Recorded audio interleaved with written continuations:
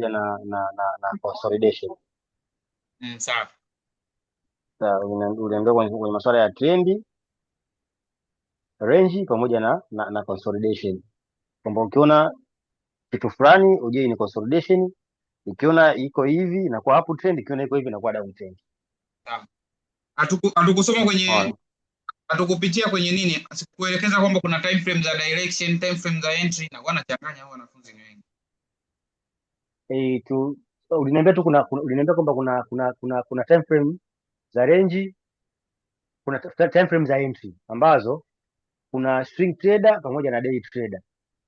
Sawa. Day trader kusoma kwa sababu ya mtaji wetu sisi ni mdogo, hatuwezi kutumia day trader kwa sababu day trader kidogo lazima una mtaji mkubwa, lakini inabidi tutumie swing trader.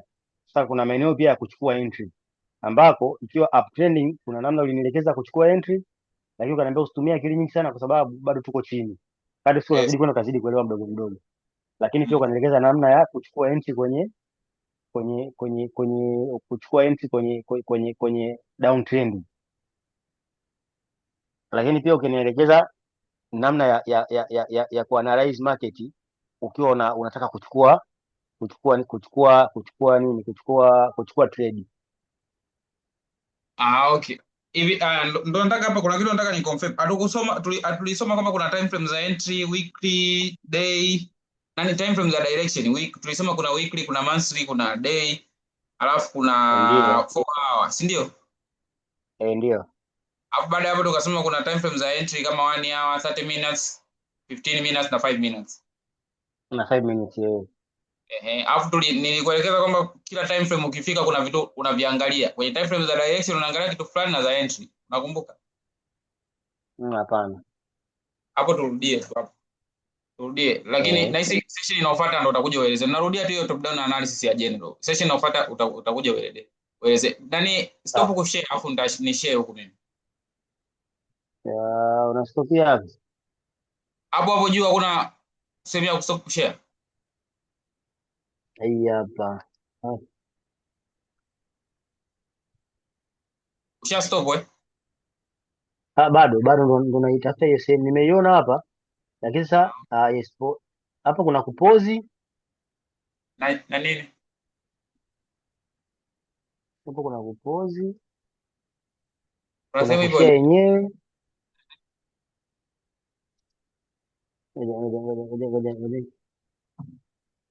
ukigusa tu uko juu sehemu ya kuna eneo limeandikwa stop share. Kuna more remote control share, computer sound hapana. Ni vani hapana.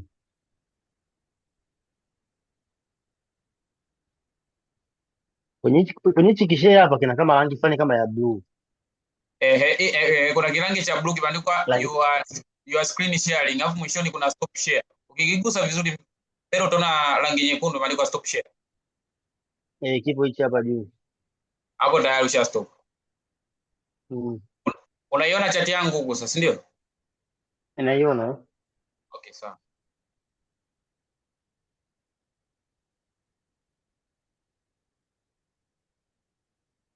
Ngoja tuje kwenye chat huko sasa. Haya.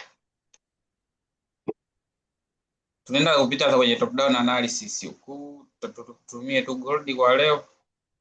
Then kwa kesho tumia data nyingine. Hii top down analysis bro, yani ndo kila kitu yani. Hiyo yenyewe general ndo kila kitu kwa sababu general bila kuielewa huko kwingine unaenda kupoteza muda sana. Nimerekodi kweli hiki. Singa na nini tena ndio kutumia video baadaye. Mbona disconnect? Nikajua disconnect tena. Naam. Au tuko pamoja? Tuko fresh. Ni kidogo nizani disconnect maana uko ni kwa sikuona. Nipo. Haya. Hata kwenye top down analysis hapo. Huwa tunaanza na time frame kubwa ambazo time frame za direction ni monthly, weekly, day pamoja na 4 hour. Direction nikisema ni kuangalia structure ya soko ni ipi ili ujue ukienda kwenye time frame ndogo unaenda kufanya kitu gani. Ndio. Mfano, ukiangalia kwa hapa hivi kwenye gold structure ya monthly ni nini? Ni uptrend. So kwenye monthly unaangalia tu structure kwenye monthly unaangalia tu structure, hakuna kingine ambacho unaangalia, hicho tu basi. Na ambacho unakiangalia sio kendo moja moja, jumla, yani structure yote. Soko linakuonesha nini? So soko linakuonesha ni uptrend. Utakuja weekly. Weekly pia unaangalia tu structure. Structure ambacho unaiona ni structure gani? Ni uptrend. Uptrend. Ni uptrend. Sasa ambacho unakifanya hapo ni kufanya nini? Uhusianisho. Ulichokiona kwenye wiki ni sasa ambacho umekiona au ulichokiona kwenye monthly sasa ambacho umekiona kwenye wiki, ili kuweka ule uzito zaidi. Kwamba yani zile structures zikiwa zinawiana zaidi ndio uzito unakuwa unaegemea upande huu ambao umeegemea. Mfano kama ni upande wa sellers, it means kama ni downtrend weekly, monthly, tayari sellers atakuwa na control hizo wiki zote. So kama ni uptrend kwenye monthly na weekly, kwa hiyo kulinganisha kwa kufanya uhusianisho wa muonekano au structure ya soko, unakuwa umeegemea upande wa nini? Wa buyers. So pamoja according to structure, sio according to kendo moja moja. Yaani sio unaangalia kendo moja moja, angalia structure yote. Unaenda tena kwenye daily time frame, ni sehemu ambayo unaenda kuangalia structure na unafatanisha uhusianisho ambao umepata kule, ili kuangalia probability kubwa zaidi ambayo unaenda kuiangalia ni ipi. Tumetoka monthly uptrend, weekly uptrend, daily ni uptrend. Sasa daily time frame ndio sehemu ambayo unaenda kuchora zoni zako na kusubiri opportunity. Ndio. Yaani unaenda kuchambua zile zoni ambazo ni imara zaidi kwenda kutrade nazo. Ambapo hapa sasa unaanza kuchambua kwa kuangalia major support and resistance. Major support and resistance utaichange kwanza in two line chart. Then unaanza ku identify. Na hisi kama unakumbuka nilikwambia kwamba ili ujue kama ni support au ni resistance, soko likitoka sehemu fulani likafika sehemu fulani, naona hii ngoja kwanza ni change color. Au utaiona. Okay, black. Ngoja nifute.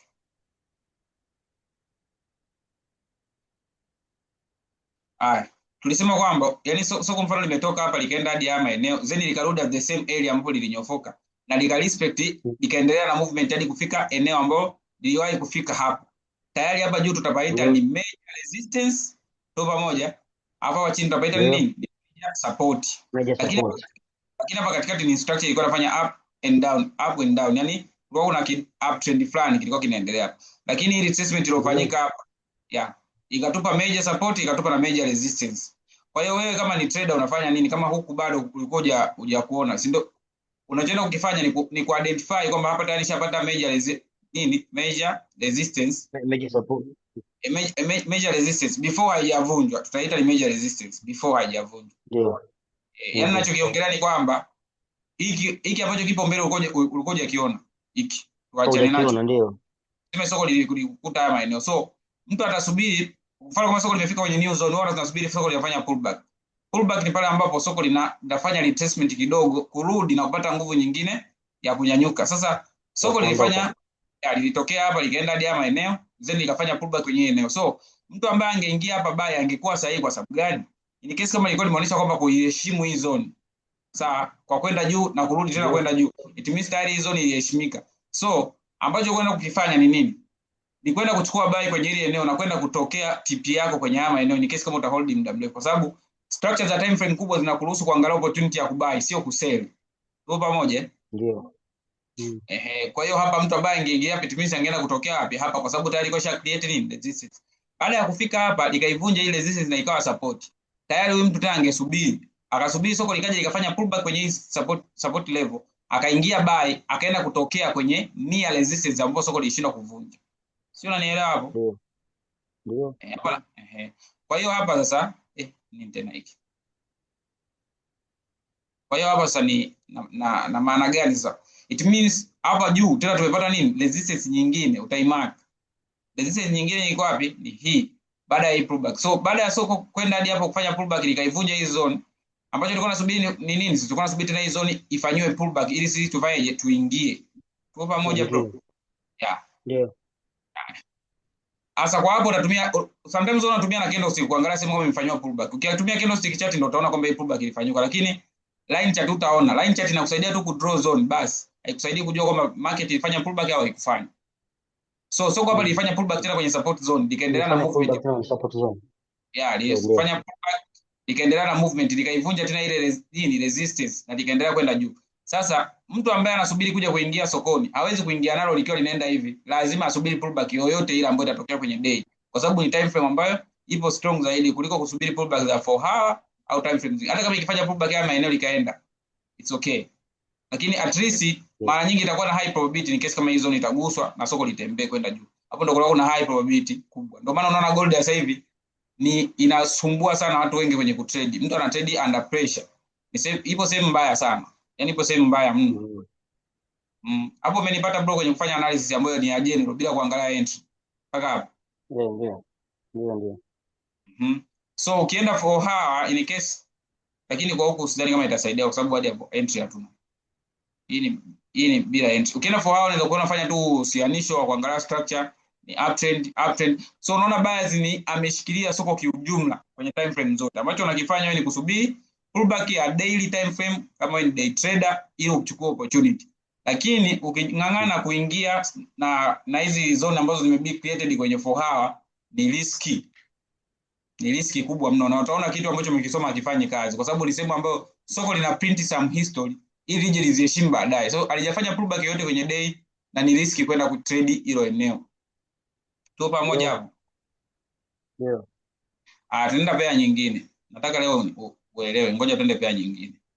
Hiyo ilikuwa ni twende USD JPY. CJPY au twende hii hapa ambayo haina nani. Haina mambo mengi. Mfano sasa unaenda kutrade USD JPY. Jifunze kuwa unafanya analysis za pair nyingi ili uone kile kitu kama umekielewa vizuri. Lakini ukingangana na pair moja, gold haina structure za tofauti na structure moja tu uptrend. So ili kujifunza na structure zingine lazima ujaribu kufanya analysis kwenye pair zingine ili uone kama kitu kinafanya kazi. So, hii ni GBP USD. Unaona? USD JPY, si ndio? Structure ya general ya soko inaonyesha ni nini? Structure. Ukiona monthly, hii ni structure gani? General. Sio kuangalia sehemu ni monthly. Yeah, ni monthly. Ni structure gani unaona hapa? Uptrending. Yeah, ni uptrend. Lakini ukiona soko kwamba limetengeneza uptrend na lipofika huko juu likaanza kutengeneza ranging. Lipofika huko likaanza kutengeneza ranging. Ukiona maana ipi sasa? Ukiweka line chart, hizi pair ambazo zina pips chache, make sure unaanzia monthly time frame kuzianalyze. Make sure. Kwa sababu hizi pair zina pips chache mno, yani inatembea taratibu sana. Kwa hiyo unatakiwa uanzie mbali kupata overview. Tena hasa soko nani pair ambayo hujawahi kuitrade, make sure unaanzia time frame. Tukiangalia support zone kwenye hii area ni hii hapa ambayo imebidi respected mara 2, imeguswa na soko mara 2 kwenye months. Na tunaona resistance area ambayo imeguswa mara 2 ni hii mpaka sasa hivi. Unaona? Kuna hii zone hii hapa. Kwenye hii area. Ukiweka candlestick chart utaziona tu vizuri. So, kwa nini nimeita resistance? Nimeita resistance kwa sababu the same way soko lilipotoka hapa, lilipanda hadi ya maeneo, ingali likavunja, likarudi tena hapa, likatap kwenye hapa chini. Then limeenda juu, likaja likapatap, tayari complete major resistance kwenye months. So, soko limefika the same area, tunaona lina respect ku drop. Lina drop hadi wapi lipate nguvu, lina drop hadi ya maeneo. Usio unafanya vitu kwa kucomplicatisha. Elewa tu kawaida, usije kama kufikia halitarudi kweli liende tena likaguse huko. Hizo sasa ni psychology, hizo ni kesi za psychology. Utakuwa unajirekebisha mdogo mdogo. Kuna mwingine anasema mbona kama vile nabai. Hapa itaenda mimi ninavyoona. Yaani unaanza kujifanyisha yani ukawa vile huelewi kinachoendelea, unasema mimi ninavyoona itagusa hapa. Wakati unaona hapa soko limerespect hapa, unaanza kuforce iende huko. Kwa sababu hizo ni kesi za psychology ambazo unakuwa unajirekebisha binafsi.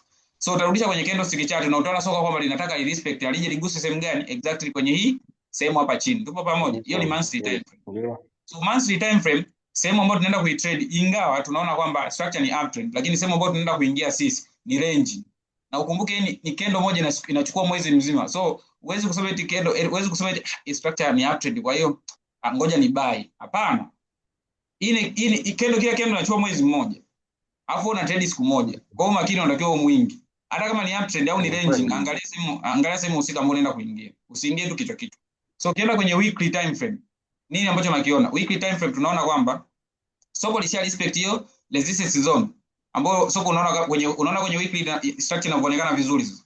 Ilikuwa ina respect hiyo area.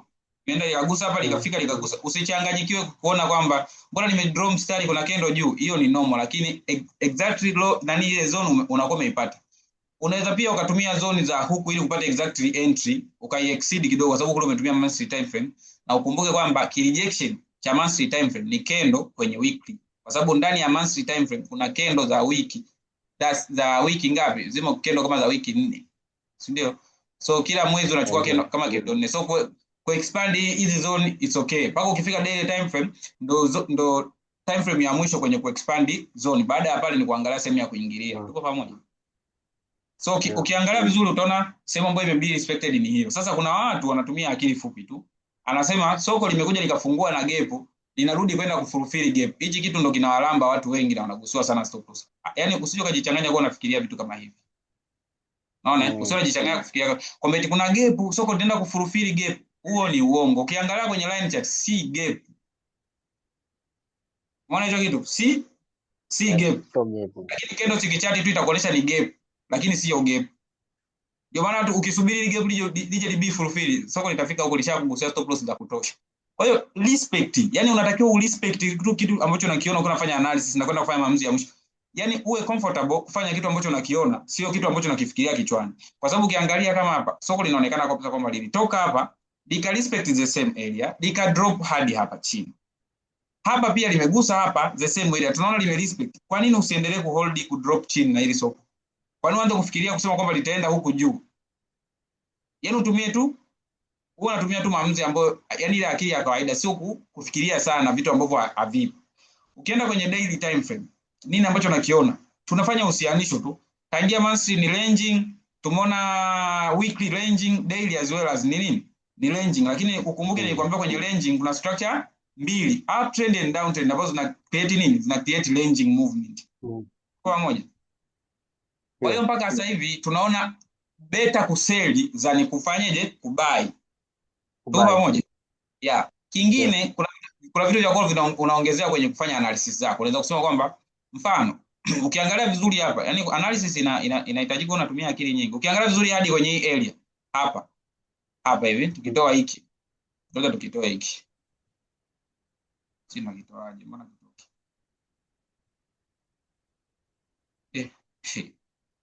Time zile vitoki na vyenyewe sio. Haya. Ukiangalia hapa hivi, ngoja hiki ni change color kidogo nikiweke black.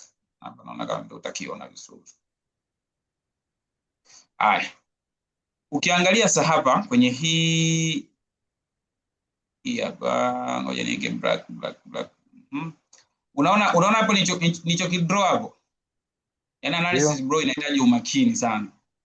Unaona nicho kidraw hapo, it means probability kubwa ya kwamba uende ukaangalia selling. Kwa sababu gani? Ukiangalia soko hapa lilikuwa kwenye ranging movement ya muda mfupi kwenye nini? Kwenye daily time frame, si ndio? So ilikuwa ina respect sehemu gani? Ilikuwa ina respect hapa chini kama nini? Kama support zone. Lakini tunaona hii support zone imevunjwa vizuri. Yeah, imevunjwa vizuri na soko na candle ika close below. So what is going on?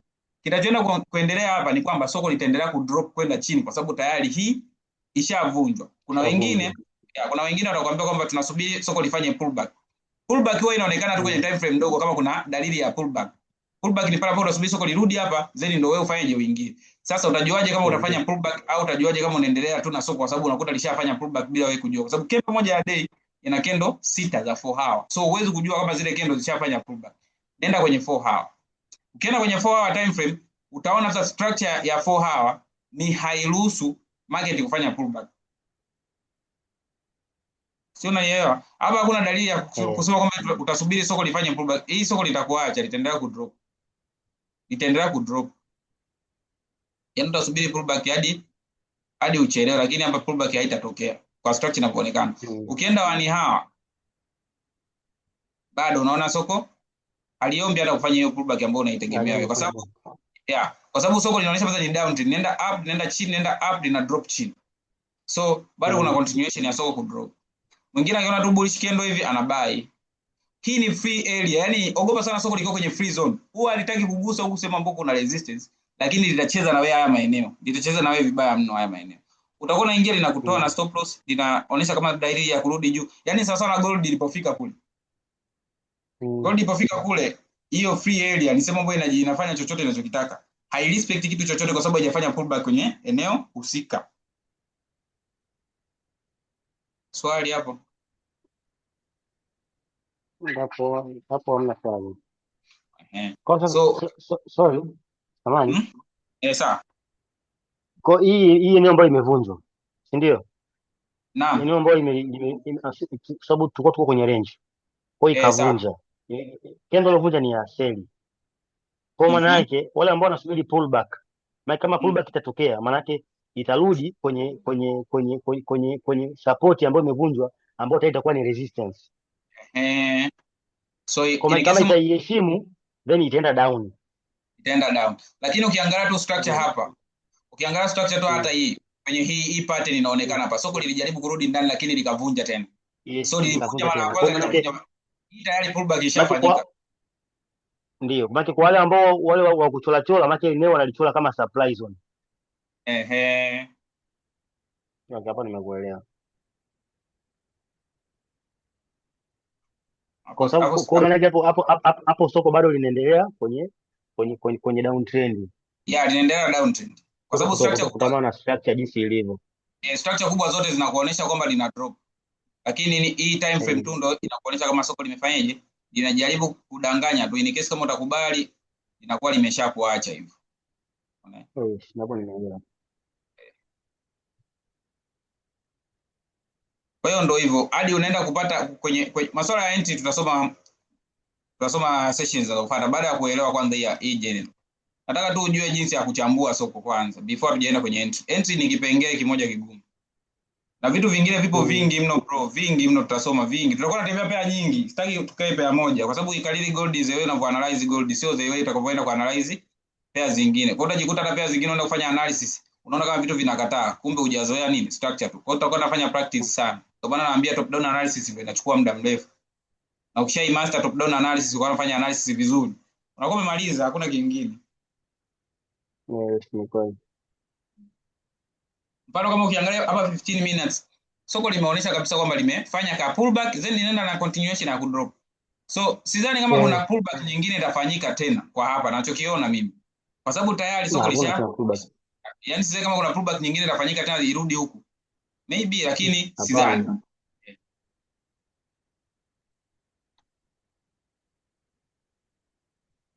Kwa hiyo kaka ndo hivyo. Forex sio kusoma muda mrefu. Ukiwa unaelewa haraka hata wiki 3 4 tunakuwa tumemaliza. Ila ukiwa unaelewa vizuri, mimi nitakuwa nakusikiliza tu wewe unavyofanya na kukosoa tuna hivyo. Kwa hiyo sio mpaka tusome muda mrefu, tusome vitu vingi. Forex ni simple tu, lakini ukistiki na kitu kimoja ukaenda taratibu. Top down analysis ukifanya mistake moja kinakulamba kwa sababu bora yule beginner ambaye hajui kitu chochote akifanya mistake yeye hajui. Sasa wewe ukifanya mistake ujue umeenda opposite na kitu ambacho ni uhalisia. Hizo umekosea kuchora zone, ukaingilia sehemu mbaya, au unakuta hujapita time frame zote, kuna consolidation labda wani hawa, alafu huku kwenye 15 minutes unaona kama vile kuna opportunity. Kumbe unatakiwa usubiri. Unaona? Au unaweza kukuta huku saa labda huku labda unakuta 15 minutes sehemu ya entry unakuta consolidation, una force kuingia. Yaani hivyo ni vitu vya kujifunza. Unaona? Kwa hiyo ndio hivyo kaka. Hapo nimekuelewa. Hapo kanani kajaribu tu kurudia taratibu, yani taratibu kwamba tumesema kwamba kwenye monthly time frame tunaangalia tu direction, weekly tunahusianisha tu direction au structure za soko tunahusianisha, daily ni sehemu wote tunaenda kuchora zone na kuangalia soko lipo sehemu gani linafanya kitu gani. Naona hiyo ni daily time frame. For hawa tuna confirm tu direction. Ukiona time frame kama 3 zimeegemea upande mmoja, hapo ndo utaangalia upande huo. Kuna kipindi utafanya analysis utakuta monthly labda ni consolidation, unakuja weekly unakuta labda ni ranging, unakuja daily unakuta ni downtrend, unakuja huko sasa. Hapo ndo hivyo vitu ndo tutaenda kuvisoma. Je, unafanyaje analysis kwenye hiyo sehemu, unachukuaje opportunity? Maana si hiki tu, structure zinabadilika, soko halibaki constant.